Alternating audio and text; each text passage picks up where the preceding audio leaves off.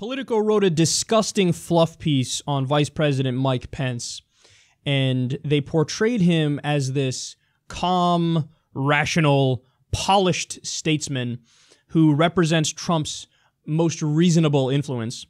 I want to share with you two amazing portions of this piece. So listen to this. They say, perhaps most important, Pence feels a sincere affection for Trump. He told me last fall that a turning point in their relationship was when the Republican nominee began asking him for periodic prayer sessions and said he was especially moved when Trump called him the night of the vice presidential debate and left a voicemail saying he had just said a prayer for Pence.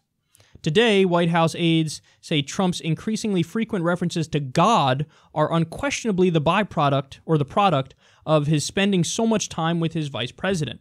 Their kinship might seem forced or even phony, but the two men have become closer personally and professionally than anyone in either camp could have imagined a year ago.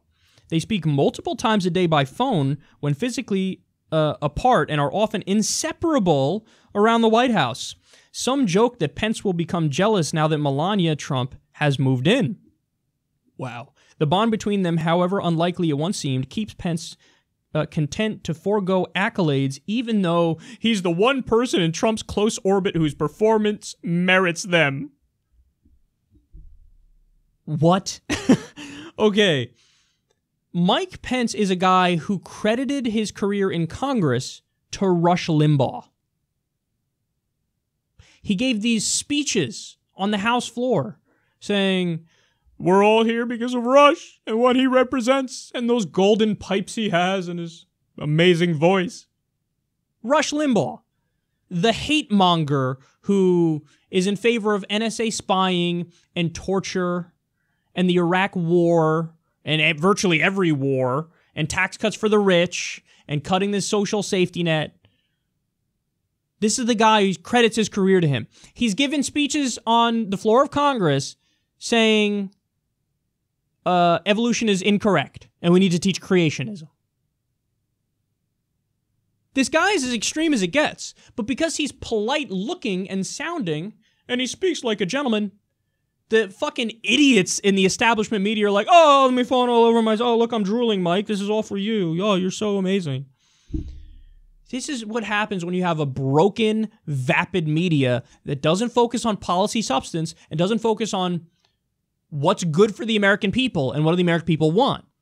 It's like they treat this like it's literally a reality show.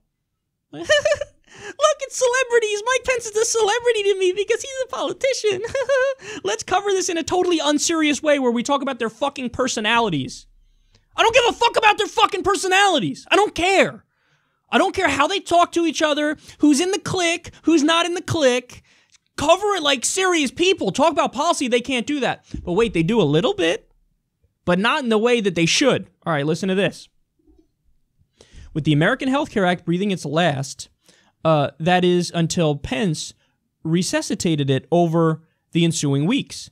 The vice president pleaded with his fellow Tea Partiers to reconsider their opposition. When they held their ground, the vice president let loose an uncharacteristic flash of anger. Quote, I was the Freedom Caucus before the Freedom Caucus existed, Pence told them, his voice rising, according to multiple people who were in the room. Don't try to tell me this bill isn't conservative enough.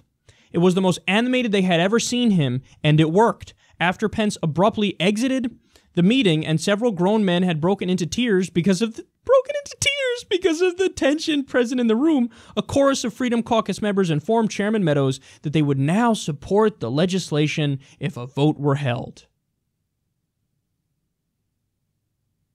Do you understand what happened? Pence berated Congresspeople for not supporting their repeal of Obamacare and their replacement with Trump Care, which is probably the worst bill I've ever seen in my life. And then grown men started crying.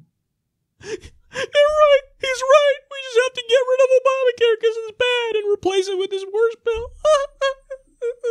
I will now vote for it. Mike Pence, you're such a leader. The article portrays this as like, wow, Pence is such a hero. He just convinced Congresspeople to get rid of protections for people with pre-existing conditions. They go on to gush over the compromise that was made. The Tea Partiers were like, no, we must get rid of all protections for pre-existing conditions. And the more moderate Republicans were like, come on, let's fuck over the health care system in every other way, but we need to keep protections for people with pre-existing conditions. And they crafted this compromise where they say, okay, how about if states are allowed to opt out of it? So now red states will opt out of protecting people with pre-existing conditions. And they're gushing over it, like, oh, look at Pence taking away healthcare from half the people in the country with pre-existing conditions. What a leader! What a leader he is! He revived the destruction of our healthcare system. This is the saddest thing. And grown-ass men crying. Not because, like, it's one thing if you cry because, oh my God, we need Medicare for all, and we're not getting it, and all these people are sick and hurting, and we have to help them. No, they're crying because, like, they want to take away healthcare from more people. They're crying, I will support this bill and partially destroy our healthcare system instead of fully destroying it, which is what I want to do because of Mike Pence. Ah!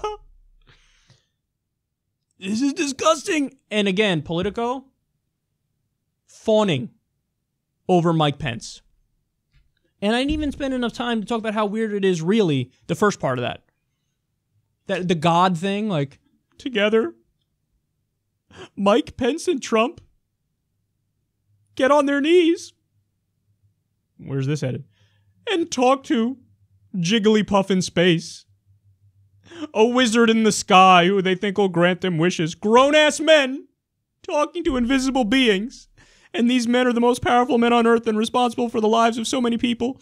But they talk to imaginary beings, but that's totally cool because, you know, Pence is awesome and he's polite and he's so put together well that, you know, great leaders who talk to Jigglypuff in space. It's amazing. They should talk to their invisible friends more. That's totally cool and not weird at all and not wholly irrational.